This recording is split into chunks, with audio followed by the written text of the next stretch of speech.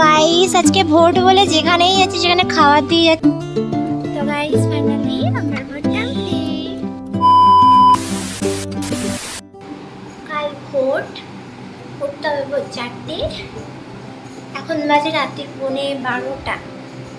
তো এখন skin care করে নিয়েছি, চলো ঘুমিয়ে পড়ি, কাল সকালে দেখা হবে। নমস্কার, কেমন আছেন সবাই? দীপান্বিতার একটি নতুন ব্লগে আপনাদের স্বাগত জানাই। 4টেতে তো উঠতেই পারিনি, উঠেছি 5টার সময়। উঠে দেখছি মা রেডি হচ্ছে। আমি বিছনায় শুয়ে শুয়ে জিজ্ঞেস করছি মাকে, এত তাড়াতাড়ি কোথায় যাচ্ছ? মা বললো মায়ের নাকি 5:30 থেকে ডিউটি।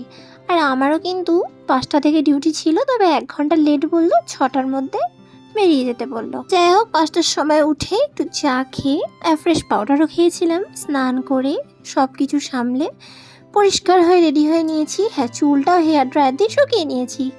এরপর মা আমাকে সকাল সকাল করে দেয় যে ডিম সেদ্ধ, আলু সেদ্ধ, ঘি ভাত।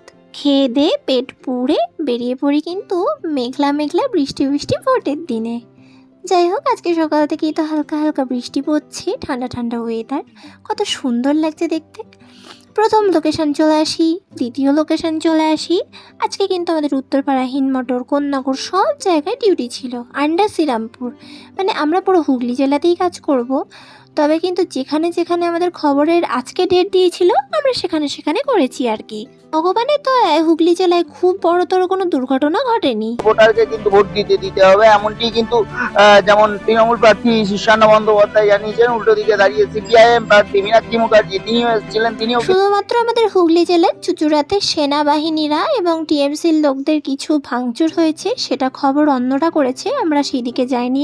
আর যদি উপর মহল থেকে অর্ডার আসতো তাহলে যেতে হতো, তবে এখন অন্য সাংবাদিকদের দিয়েছিল সেটা। যাই হোক, এই যে সকালবেলা টিএমসির পক্ষ থেকে আমাদের এই প্যাকেটটা দেয়া হয়েছিল। সাংবাদিক সবাই দেখো রাস্তায় বসে খেতে হচ্ছে, মানে বাইকে বসে, কোনো ঘর ফর দেয়নি গাইস। চলো খেয়ে নি বাইকে। সকালবেলা যেহেতু খেয়েই বেরিয়েছিলাম ভাত, সেই জন্য কিন্তু এই খাবারটা আমি দুপুরে খেয়েছিলাম। এরপর কিন্তু কন্যাগরে আমরা একটা মিটিংয়ে চলে আসি। এই মিটিংয়ের এখান থেকেও কিন্তু আমাদের ভাত আর চিকেন দিয়েছিল। ব্যাস, ওটা তো খেতেই পারিনি যেহেতু 6খানা কড়াইশুটির কচুরি খেয়ে নিয়েছি। তো গাইস এবার আমি ভোট দিতে যাবো আমাদের বুথে। এই যে, তো গাইস ফাইনালি আমার ভোট কমপ্লিট। সারাদিন কাজ করার পর বিকেল 4টের সময় আধ ঘন্টার জন্য আমাকে বাড়ি আসার জন্য ছেড়েছিল। আমি আমার বুথে এসে ভোটটা গিয়ে দিয়ে এসেছি, না তো আর তো টাইম হবে না, 6টা অবধি টাইম। এরপর আবারও কাজে চলে আসি। আর যদি না আসতাম না তাহলে কিন্তু আমার ভোটটা আর দেয়াই হতো না। সকালে ভাত এবং দুপুরবেলা কচুরি খেয়ে পেট পুজো করে এরপর কিন্তু আবার আমাদের কাজ রয়েছে।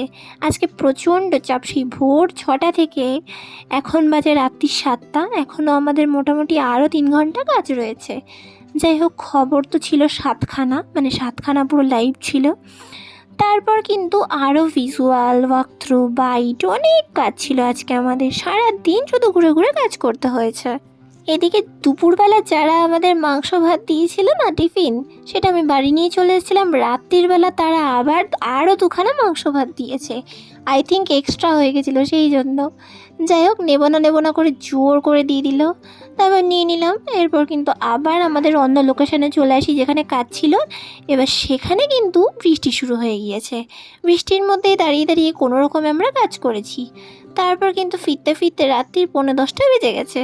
চুল ভেজা, জামা ভেজা, জিন্সের প্যান্ট ভেজা, কি হাল দেখো।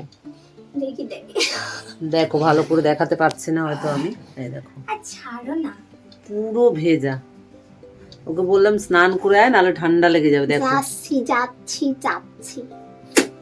আমি বৃষ্টির আগেই চলে এসেছি, ওই জন্য আমাকে আর ভিজতে তুমি তো হয়নি। বিয়েলো, আমি তো সাংবাদিক, তোমার সাথে আমার কম্পেয়ার। টাটা।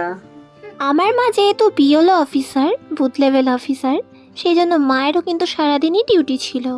ঠিক আছে, তো মা বিএলওর কাজ করে গিয়েছেন আর আমি সাংবাদিকের।